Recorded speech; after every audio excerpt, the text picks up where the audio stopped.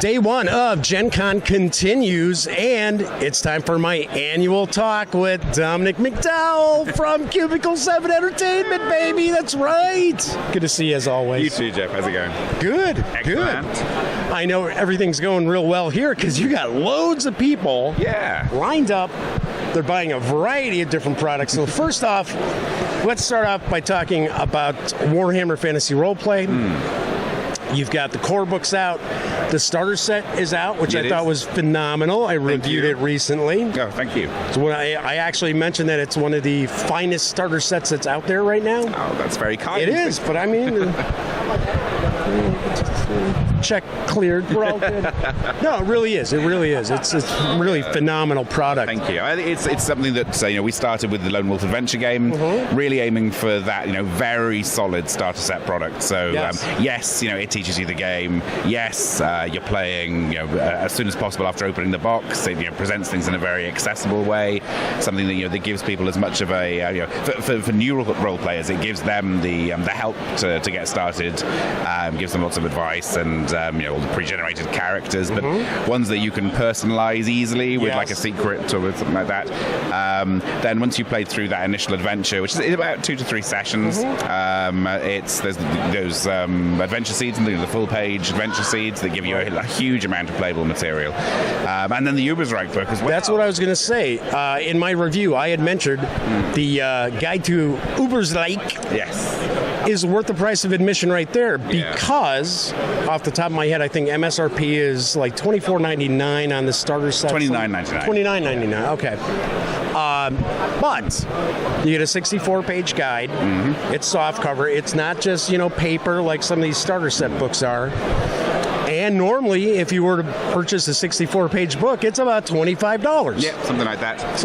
So even for those out there who already have the core rule book, the starter set makes sense to get that guide. Absolutely. It's, I think... cool dice. And the cool dice, don't forget those. And the handouts. Yeah. But it's, just because it's a starter set, I don't see them as disposable one-shot things. I think that I always want our starter sets to have something of real lasting value, something that you're going to keep coming back and using again and again. So, And the Game Master screen on the bottom of the box top cracked me up because TS here at Cubicle 7 busted my chops because when I did the review, I didn't realize it was on the back of the box top. It's bits of the if it's something's coming in a box, why not make the best use of that box? It's we are working on a separate GM screen as well, so that'll be coming soon. And the illustration for that's fantastic. Yes. It's the the cityscape that we've been using.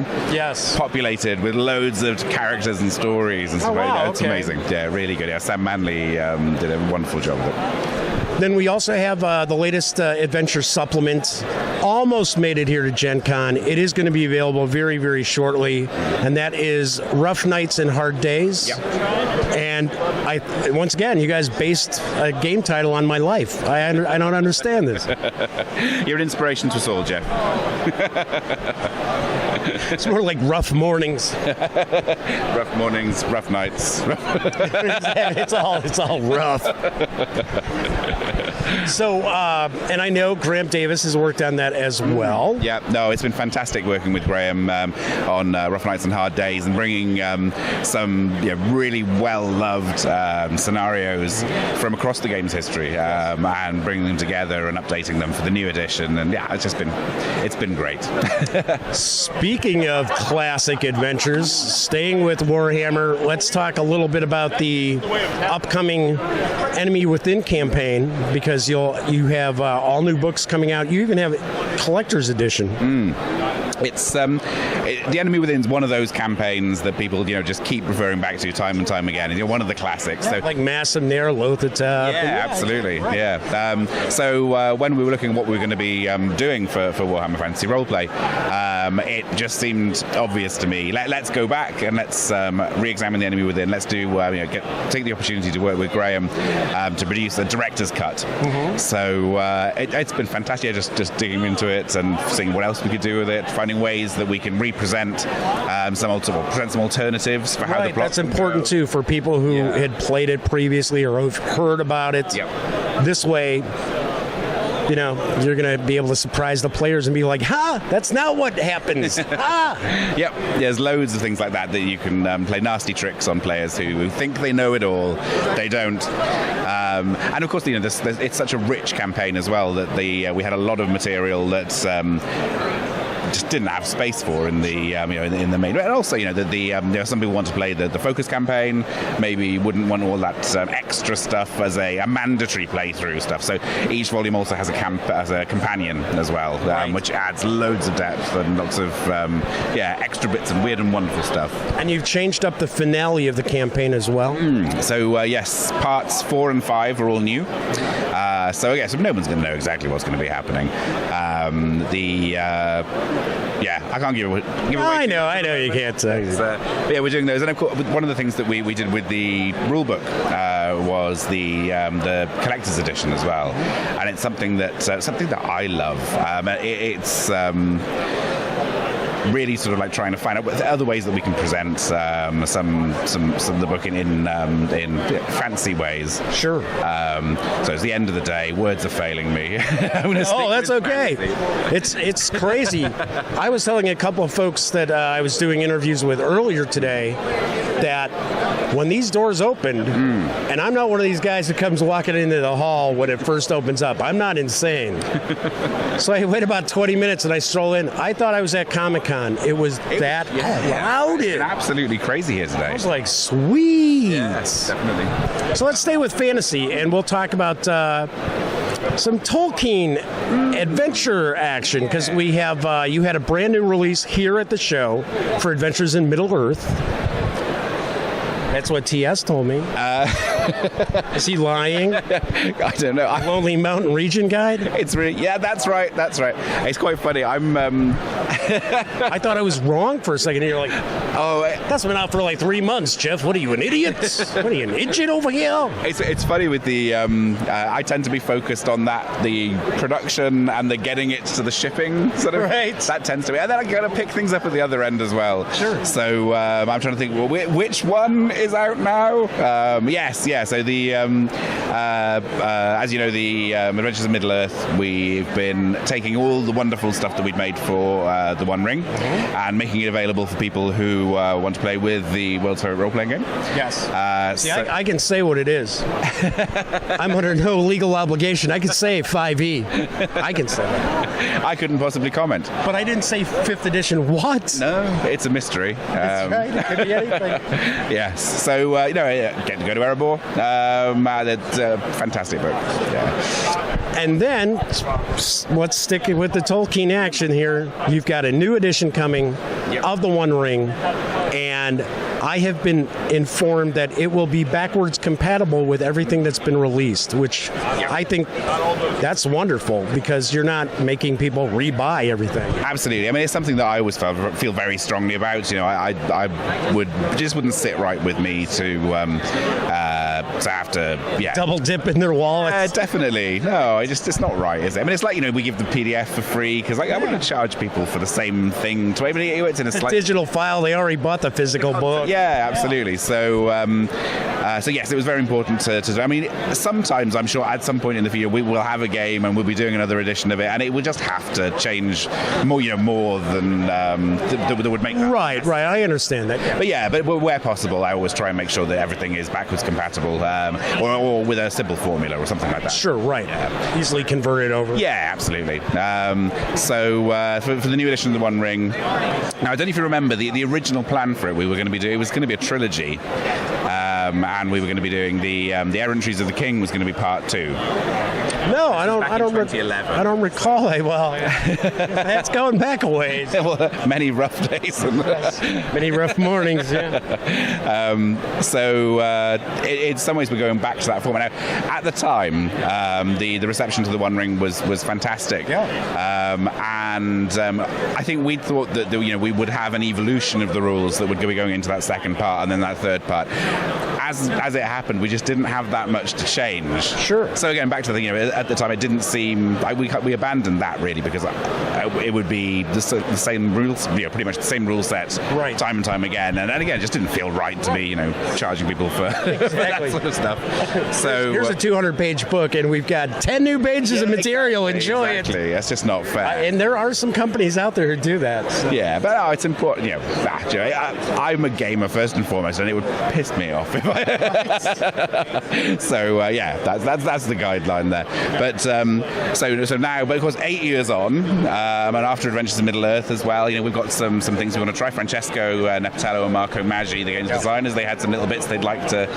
Let's tweak with this bit. Let's play with this bit a bit. I understand weapon choice is going to be a little more important now. Journeys are kind of fleshed out a bit, whereas it's not always a negative encounter that's taking place. Yep, there's. I think that covers like a large part. There's other things that have happened with Hope and with some of the different ways. It's coming together really, really nicely. And having that. True sort of second edition also gives us the opportunity to take the game forward in timeline a bit and take it further south. So we're centering a lot of the action for the next bit around Minas Tirith. It's Gondor and more of a southerly direction. So it's really exciting. And when is that going to be arriving? So it's not locked in yet, but we're looking for it'll be at the end of this year or the beginning of next year. Oh wow, okay. Yeah, a little sooner than I thought. Okay, it's almost there. It's one of those things especially with licensed products. There's the extra stages that you have to go through with approval and stuff. So. I was going to say a lot of approval. Yeah, absolutely. So until it's sort of like through all of that, you can't really lock in. Right, it's happening there. So, it seems to be more or less on track. Speaking of licensed material, Cubicle 7 Entertainment is now pretty much taking care of Warhammer 40,000 Wrath and Glory. Indeed, yes. That's very exciting to get involved in Wrath and Glory. Ulysses got the game off to a great start, and it's great to be picking up the baton and taking that one forward. It's a really, I love the, it's a very accessible rule set. It's, I don't know if you played it, but I reviewed it. Oh, of course, yeah. There were a lot of things I really liked. Yeah. And the new edition of the rulebook that I understand you guys are working on are going to clean up some of the issues I had with the. Right. It's a revision, we want to bring it into our style and clean up the presentation a little bit, make it a little easier for people to roll up characters and. There's whenever a game comes out, there's always lots of feedback and things like that. So it's incorporating some of that. Of course. It's but the core of the rules are staying the same. If there's anything major, then which again we're sort of finishing it off at the moment, and we haven't hit anything too much that we changed yet. But we obviously people who've just bought into a game. It's back to my own sort of like these principles. Well, you got you got the Ulysses edition. Now you got to get the Cubicle 7 edition.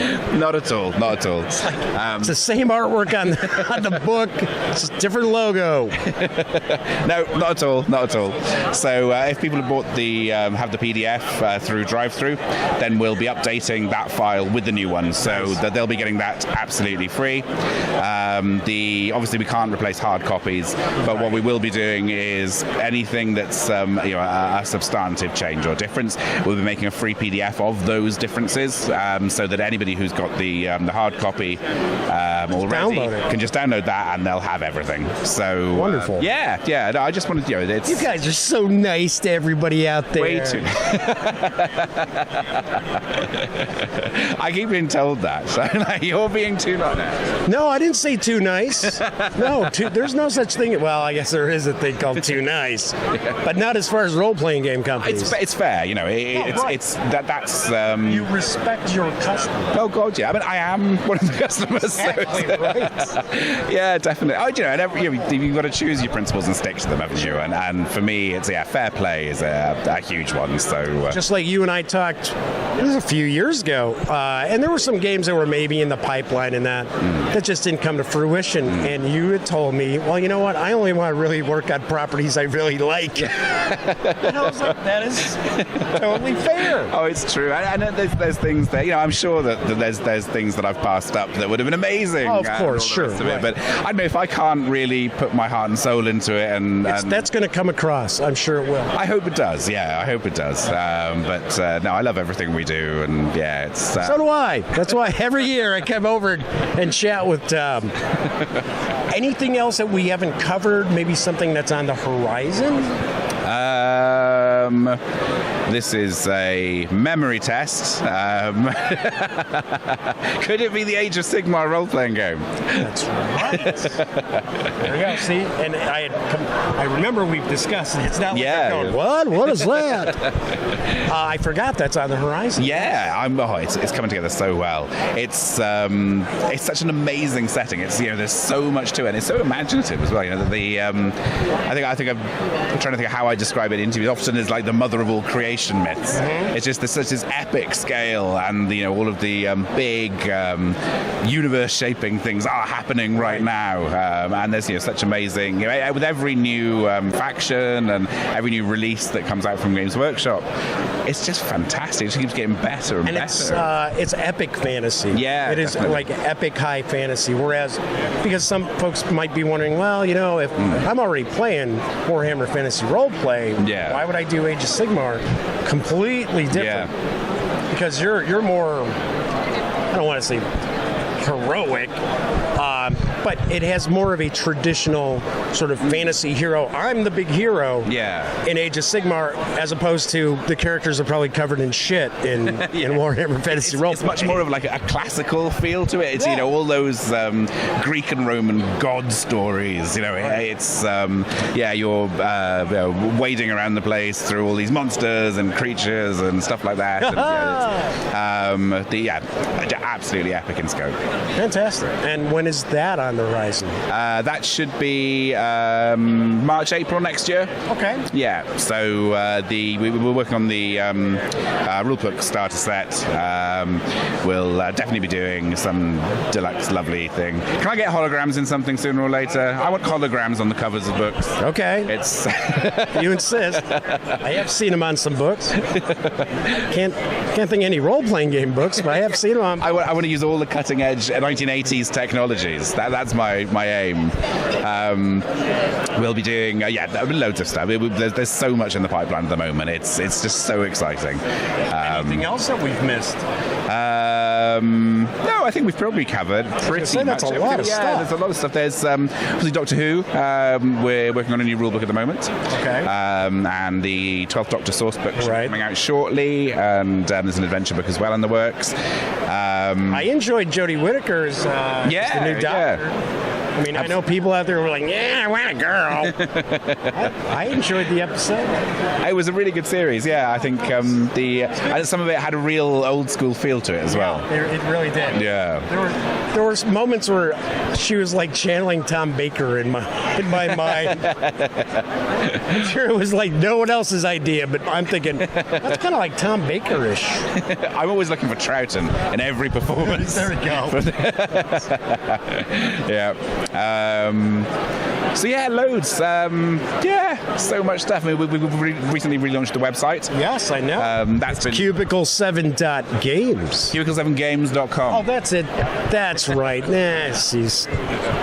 What we're doing with that as well is we're really trying to build up a tools and techniques section. So we even just as one role-playing company, how many times have we written a what is role-playing section? 100 times? Yeah, it's I think I wanted to go a bit further than that, and rather than having you always have the section in the book, and it's hard to know what exactly to put into it. You say you've got 20 pages to put into a core rule book, and you think, right, okay, I mean, obviously you try and tailor it to the game and give the advice that'll be the most relevant and most useful and helpful for that game or that genre. But there's so much there as well, isn't there? There's so much potential, so much. And I'm like really minimalist because I've read so many of the what is a role-playing game sections in books through the years that I joke around. No, gosh, no. I flipped through. But I've always said if I ever was publishing a role-playing game book, it would say, what is a role-playing game? And the answer would be the book in your hands. That's what I would have as that section. But it's very easy to forget that new people who've never role-played before. But are you going to do that justice in 7 paragraphs? Probably not. So we're putting a section together on the website that has all of that advice, and there'll be a home for it. So we'll be adding loads of articles as time goes on. Lots of discussions of good ways of playing, good ideas for running games, all that sort of stuff. How to pull off a total party kill. Yeah, all that good stuff. To each their own. I have never done that. I did it once when I was about 14, and it was just probably the worst game anyone's ever played in. I came close, and it was a Call of Cthulhu adventure, so you can kind of understand that. But I've never busted out the total party kill. Yeah, no, actually, I think even that one, a couple of people survived. So I don't think I have. But yes, there's loads of good ideas out there, loads of good advice. So let's just try and make a home for it and make it accessible to everybody. And there's loads of good games at Cubicle 7 Entertainment too. Definitely. Tom, as always, wonderful to Thanks, talk to Jeff. you. You too. Enjoy the show. Thank you.